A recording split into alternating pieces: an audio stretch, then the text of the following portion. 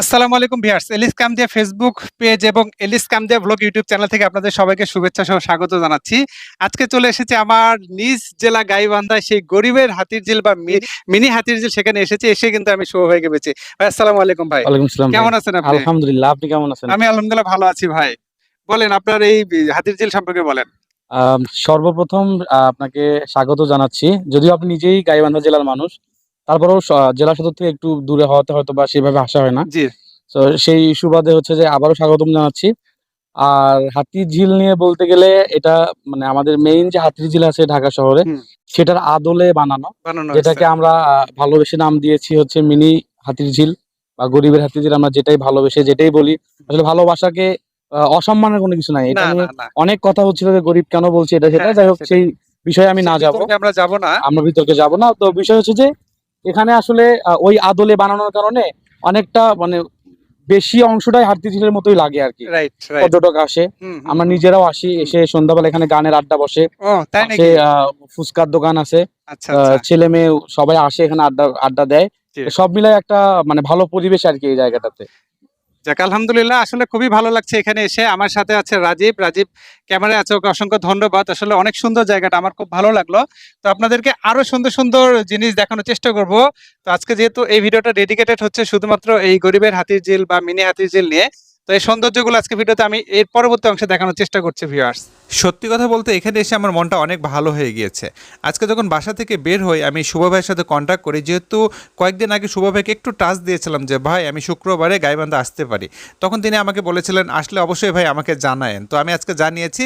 তো ভাই বলল যে হ্যাঁ আমি ইনশাল্লাহ আসবো।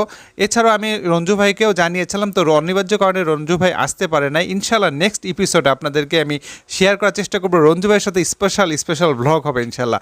আপনারা কি সেই ভ্লগের জন্য অপেক্ষা করছেন কিনা? আপনারা কি চান রঞ্জু ভাইয়ের সাথে স্পেশাল ভ্লগ হোক?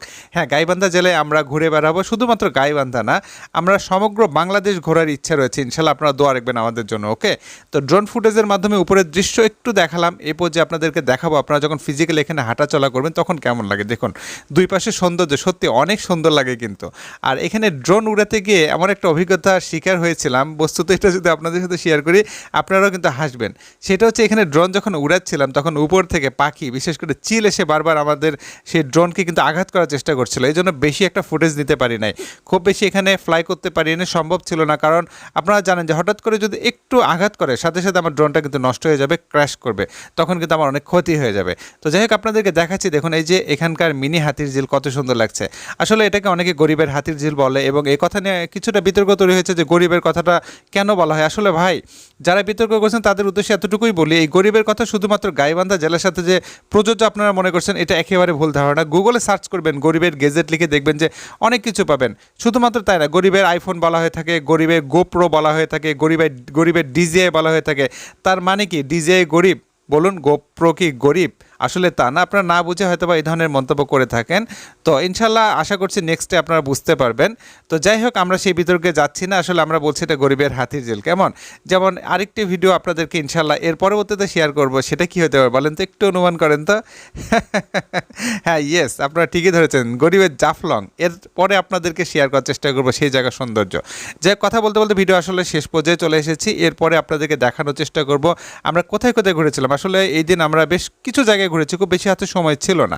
তো যাই হোক আপনাদেরকে আমি এই ভিডিওর মাধ্যমে শেয়ার করার চেষ্টা করলাম গরিবের হাতির ঝিল। আপনাদের কেমন লেগেছে কমেন্টে কিন্তু জানাতে পারেন।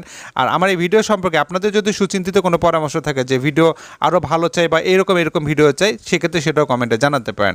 আর এই ভিডিওটা ভালো লাগলে ইনশাল্লাহ বেশি বেশি লাইক কমেন্ট শেয়ার করে পাশেই থাকবেন। আজকের মতো বিদায় নিচ্ছি আমি এলিস আহমেদ। আল্লাহ হাফেজ।